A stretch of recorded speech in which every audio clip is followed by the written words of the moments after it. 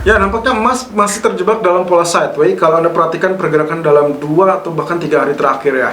Kita melihat dari zona 1742 yang gagal ditembus, lalu kemudian ya lebih tepatnya terhenti di zona 1742. Kemudian penurunan pun agak sedikit riskan. 1727 memang sempat disentuh tapi tidak ditembus. Lalu kemudian dia kembali di zona tengah 1735 dan ditutup 1738. Nah, ini sebetulnya mirip dengan pola sebelumnya. Kalau kita lihat dari pola pergerakan yang pernah terjadi, kurang lebih dia sempat naik sampai 1755, kemudian dia fail untuk mempertahankan dan akhirnya mengalami penurunan kembali. Itu bisa Anda lihat dari pergerakan yang terjadi di tanggal 18 Maret yang lalu. Nah, kalau lihat dari setelahnya, maka kita asumsikan bahwasanya ini masih sedang mencoba untuk mencari jalan keluar. Entah itu dia akan tembus area resisten atau bahkan menembus zona support.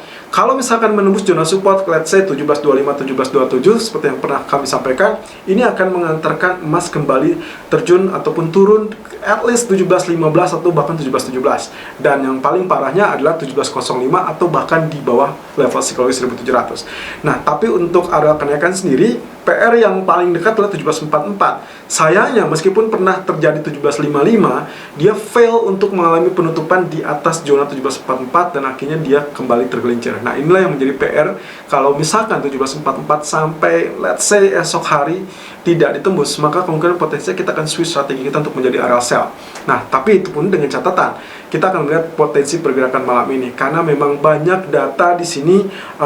Lebih kecenderungannya adalah terkait dengan statement dari para pejabat atau official Fed. Tentunya Powell akan menjadi indikator utama, tapi di situ ada diawali dengan Bullard, kemudian juga Bostic dan juga dari Brainard, di mana tiga orang ini cenderung memberikan efek yang signifikan terhadap market sebetulnya. Nah, jadi Anda perhatikan dengan apa yang mereka sampaikan, saya yakin mereka akan mencoba mempertahankan mati-matian terkait dengan kebijakan mereka, yaitu dengan suku bunga rendah dan juga keputusan FOMC yang lalu. Nah, tapi yang akan menjadi kendala adalah SLR yang kemarin sempat kita kupas. Tapi sampai saat ini belum ada kejelasan, jadi kita akan menantikan apa yang akan disampaikan oleh Powell maupun Yellen esok hari di depan atau di hadapan Kongres AS. Nah, untuk hari ini sendiri, saya melihat potensi pergerakan akan cenderungnya mirip atau relatif sama. Jadi kita masih punya batasan 1725, 1727 sebagai support, 1740 atau mungkin 1738 lah kita sampaikan itu sebagai area resisten. Nah, tapi juga seperti biasa, jangan lupakan terkait dengan outlook dari yield maupun dengan kenaikan ataupun penguatan US dollar. Kita akan lihat bagaimana pergerakan selanjutnya, karena yang kemarin kita curigai sebagai pola rising wedge di treasury yield dan juga untuk adanya pola rising wedge di grafik H1 dari dolar itu juga sudah confirm terjadi. Kita akan lihat potensi selanjutnya, apakah ini bisa mendorong emas mengalami kenaikan atau justru memberatkan emas kembali mengalami penurunan. Technical View 23 Maret 2021. Irfan untuk Alur Dana. Technical Outlook 23 Maret 2021 jam 11.56 waktu Indonesia bagian Barat. Kita lanjutkan dengan outlook dari government bond 10 tahun ya, atau kita sebutnya treasury bond. Dan ini adalah grafik 1 jamnya. Kemarin kita sudah sempat kupas dan ini sebetulnya mirip dengan apa yang terjadi di daily chart ya. Tapi kurang lebih kita akan lihat terlebih dulu dari grafik ini, di mana pola penurunannya kalau Anda lihat ya, ini dalam falling wedge. Kemudian kita tinggal menantikan apakah dia berhasil tembus zona ini apa tidak. Ini adalah resistennya. Lalu kemudian yang menjadi permasalahan adalah perhitungan kita, kalau kita asumsikan ini 1, 2, 3, 4, 5, maka seharusnya dia akan mengalami penembusan di zona resisten. Tapi kalau misalkan ternyata dia gagal, berarti kemungkinan potensinya inilah 1, 2, ini baru ketiga. Ya, kalau ini ketiga berarti ini yang kenaikan ini adalah 4 dan akhirnya 5-nya berarti akan masih ada gangguan untuk rejection dari resisten, mengalami penurunan, barulah nantinya dia akan mengalami kenaikan. Dan ini kemungkinan akan terrefleksikan di grafik gold nantinya. Kemudian kalau kita lihat dari grafik daily, ya ini tentunya adalah yang kita nanti-nanti ya. Apakah ini yang akan terjadi atau tidak, tapi yang jelas pola pergerakannya sudah sangat-sangat bagus ya. Anda bisa lihat di sini Morningstar yang kemarin kita curigai terkonfirmasi sempurna dengan munculnya bullish candle, sehingga untuk potensi hari ini seharusnya ini akan terjadi kenaikan kembali sebagai bullish candle. Nah, tapi untuk tahapan selanjutnya kita masih tetap wait and see karena masih banyak jadwal pidato ataupun testimoni dari pejabat Fed dan juga termasuk Powell dan Yellen di minggu-minggu ini. Kemudian kalau dari pasar Treasury yield sendiri, kita lihat dari sini government bond yield untuk 10 tahun kita masih mengupayakan ataupun menantikan apakah rising wedge ini bisa terkonfirmasi atau tidak. Dan ekspektasinya sama dengan munculnya ini adalah sudah terkonfirmasi bearish candle, berarti kita asumsikan 3 candle ini sebagai formasi evening star. Ya, berarti konfirmasi untuk hari ini adalah bearish candle, tapi untuk mengalokkan perubahan maka dia memerlukan untuk breakout area support ini. Nah, kemudian kalau lihat dari grafik 1 jamnya, H1 menunjukkan pola yang kemarin kita curigai sebagai kenaikan lalu kemudian turun, itu betul-betul terjadi. Anda bisa simak di sini. Area garis biru adalah garis yang kemarin kita gambarkan yang kita curigai akan terjadi spike sebagai pullback. Dan itu exactly yang terjadi. Anda bisa lihat ya berkali-kali di sini. Walaupun akhirnya belum berhasil menembus zona support ini. Ya, tapi pagi ini dia dibuka dengan area gap down dan sedang mengalami penurunan atau penembusan. Ya, kita akan lihat ya selanjutnya akan seperti apa. Lalu kemudian saya coba tarik garis ini ya. Ternyata kalau kita lihat, kita amati bukan hanya double top ya, walaupun double topnya juga mungkin agak lama karena dia lag di area neckline. Jadi kita asumsikan tambahan ini menunjukkan dia dalam pergerakan pola descending triangle, yang berarti kemungkinan potensi breakout sangat wajar dan area support kedua lah yang akan kita nantikan. Ya, ini adalah beberapa area garis yang kemarin sempat kita bahas. Anda silakan simak kembali untuk lengkapnya di video yang kemarin. Kemudian terakhir dari DXY. Kemarin di dalam video Gold Outlook kita sedang membahas outlook dari DXY itu berada di area ini, lalu kemudian dia memang belum menutupi gap, lalu kemudian kenaikan itu relatif terbatas di area arsir ini ya, dan itu exactly juga persis yang terjadi. Kemudian ini membentuk area kenaikan yang rata, lalu kemudian ini turun, dan begitu saya tarik area support ternyata dia membentuk area rising wedge. Ya, kurang lebih apa yang tergambarkan di treasury yield tadi di grafik daily akan mirip seperti ini. Jadi kita menuju area penembusan atau breakout dari area support ini. Nah, untuk sekarang kalau misalkan dia mengalami kenaikan, saya rasa cukup wajar dengan asumsi saya kemungkinan dia akan mengejar teritori ini. Jadi kalau misalkan dilihat potensi pergerakannya masih relatif flat ya. Jadi ini yang akan mungkin bisa dilakukan untuk area kenaikan hari ini, tapi ekspektasinya tidak terlampau banyak, lalu kemudian dia rejection dan kembali turun. Nah, dengan demikian di grafik daily chart yang kita curigai sebagai area trend channel, lalu kemudian ada double bottom di sana, maka kemungkinan potensi ini bisa saja gagal. Apalagi kemarin ditutup dengan doji candle. So, ekspektasinya begitu double bottom ini gagal, dia kembali turun, tapi mungkin belum akan tembus zona garis tengah ini karena kemungkinan 91.38 di sini akan ada sedikit perlawanan terakhir, kemudian nantinya di atas ini dia akan flat dan kemudian terjatuh kembali. Tapi dengan asumsi juga hati-hati kemungkinan dia jebol area resisten yang kemungkinan menjadi area penguatan untuk US dollar itu sendiri. Technical view gold 23 Maret 2021 jam 12.00 waktu Indonesia bagian barat.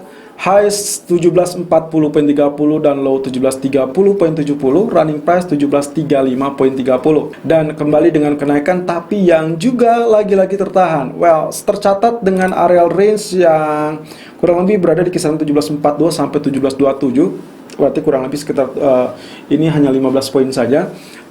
Standar sebetulnya ya, karena range harian di 10 atau 15 poin. Nah, lalu kemudian dia dibentuk atau ditutup dengan kondisi candle seperti demikian. Apakah ini Dragonfly Doji atau justru akan terjadinya penurunan? Well, who knows ya. Tapi kalau kita asumsikan dari area bullish yang kemarin, harusnya memang ini akan terjadi penurunan. Jadi hati-hati untuk hari ini. Tapi kalau misalkan kita asumsikan dari pola yang sebelumnya akan menekan pola kenaikan ini akan menggagalkan hal tersebut. Oke, yang terpenting adalah tetap berwaspada. Patokan kita hari ini adalah kalau misalkan dia gagal tembus di atas 1742 atau let's say di atas 44, maka kita akan switch strategi kita menjadi area sell. Itu pun dengan catatan pula kalau misalkan zona support yang ada di area 1725 ataupun 1727 itu ditembus. So, kita akan melakukan hal tersebut tergantung dari konfirmasi mana yang akan terjadi, karena sampai saat ini 1, 2, 3 candle berturut-turut dia mengalami refleksi dari sideways trend terperangkap di zona 1725 sampai 1742. Jadi kita belum bisa menyimpulkan apakah ini akan bergegas masuk ke zona bullish kembali apa tidak. Kemudian di grafik keempatnya, tendensi pergerakan kemarin sudah kita gambarkan terkait dengan pola ya kita sebutnya Elliott wave, tapi juga wave ketiga yang belum rampung. karena ini adalah extension wave dari wave ketiga. Saya rasa masih cukup panjang pergerakannya dan bisa saja mengalami kegagalan. Oke, kita ingatkan kembali 1, 2 yang ini adalah refleksi dari wave ketiga yang masih belum selesai. Dengan harapan atau mungkin kita gambarkan perkiraan kita di 1759 sekarang area resistennya, lalu kemudian ada area 1766 dan juga terakhir 1777. Jadi bisa saja wave ketiganya sepanjang ini ya, sampai area RSI biru atau sampai teritori ini 1777. Ya, ini adalah area dari trend channel kita, dan juga bisa ini mengalami kegagalan kalau dia tembus zona ini. Ya, sebetulnya Anda bisa mengkonfirmasi ini dalam beberapa waktu ke depan ya. Karena kemarin pun ini sudah beberapa kali diuji, kemudian dia pantul kembali, diuji, pantul kembali.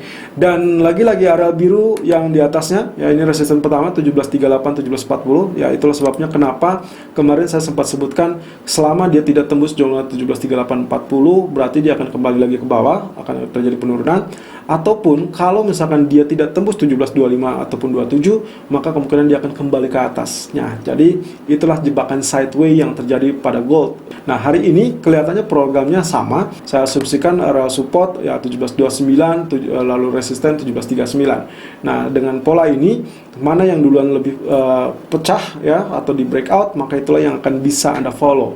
Kalau misalkan 29 pecah, ya berarti area support selanjutnya 25 atau 27 wajib pecah. Jadi kalau misalkan Anda melihat 29-nya sudah pecah, kalau selama 25 dan 27 belum pecah, Anda belum bisa atau tidak direkomendasikan untuk melakukan switch strategi. Lalu kemudian juga sama, kalau 39 atau area 1740 ya tidak pecah, berarti kita belum bisa follow ini menjadi area C. Dengan patokan pokoknya di area 1738, 1740 atau bahkan 1742. Itu yang harus dan wajib ditembus. Sementara di grafik H1, potensi pergerakannya saya batasi dengan garis biru ini, karena kalau kita lihat dari pergerakan terakhir, ternyata cenderung memiliki areal yang terbatas dan relatif sama sebetulnya, tapi perlahan tapi pasti dia mengalami penurunan lower high. Sementara di bagian bawahnya dia juga mengalami penurunan tapi semakin tinggi, yaitu berarti higher low. Nah, dengan potensi seperti ini berarti 50-50 sebetulnya Anda bisa follow. Ya, tadi pagi saya sempat menggambarkan tentang skenario A, B, C ataupun D, di mana kala itu saya sempat membuatnya sedang berada di grafik atau di areal ini ya. Lalu kemudian saya sebutkan kemungkinan potensi yang pertama adalah dia turun, lalu kemudian penurunan di sini saya tandai dengan area lingkaran, dan ada dua kemungkinan, potensinya langsung tembus atau dia rebound ya. Setelah rebound apa yang akan terjadi selanjutnya? Well, kita belum tahu. Yang jelas areal garis biru ini akan menjadi patokan. Kalau misalkan dia itu ditembus, Anda bisa follow untuk melakukan buy. Tapi kalau misalkan dia ternyata tembus lebih dulu areal bawah 1725, 1727, saya ambil di bawah ini ya. Jadi kalaupun misalkan ini ada di 1731, saya ambilnya di bawah. Jadi untuk saran kali ini ada 3 aspek yang bisa menjadi pertimbangan dengan gambaran skenario pertama. Kalau misalkan ternyata dia mengikuti pola A ke C ya. A ke C artinya dia dip terlebih dulu atau koreksi terlebih dulu, lalu kemudian dia terpantau sebagai C. Nah, ini berarti Anda bisa lakukan buy on dip tadi di area 1729 ataupun 1731, dan kemudian TP dan SL silakan Anda sesuaikan. Tapi yang jelas target kecil saja karena kita masih belum melihat dia akan terpantau ataupun ditembus zona biru ini. Ya, tentunya area kenaikan yang baru saja terjadi sampai 1736, seharusnya Anda sudah mendapatkan peluangnya. Kemudian skenario yang kedua adalah melakukan sell saat dari A ke B. Ini adalah yang tadi pagi pertama ya. A ke B memang betul waktu dia berada di area running price 1739, kemudian dia turun sampai zona 1730. Artinya sebetulnya Anda sudah melakukan sell. Saya yakin Anda sudah follow sell terlebih dulu, dan kemudian strategi untuk di skenario kedua ini adalah keep selling ya, keep selling kalau misalkan dengan catatan area support 1725, 1727 berhasil ditembus. Kalau tidak ditembus, maka Anda harus segera exit, lalu kemudian Anda perhatikan kembali range yang semakin menyempit. Skenario ketiga adalah buy on breakout. Saya tetap menantikan zona 1738 ataupun zona 1740. Tapi untuk melakukan buy on breakout ini cukup tambahkan 1 atau 2 poin di atasnya untuk menghindari false breakout seperti ini. ini. Ya, berarti kemungkinan kita akan melakukan buy on breakout di zona 1742 ataupun 1743. TP dan SL silakan Anda sesuaikan sesuai dengan keadaan equity ataupun strategi Anda. Yang jelas, untuk intraday jangan sesuaikan atau jangan samakan dengan strategi medium atau bahkan long term. Sesuaikan dengan kondisi equity Anda. Selalu melakukan stop loss dan risk management sesuai dengan equity dan strategi trading Anda. Irfan untuk Agrodana.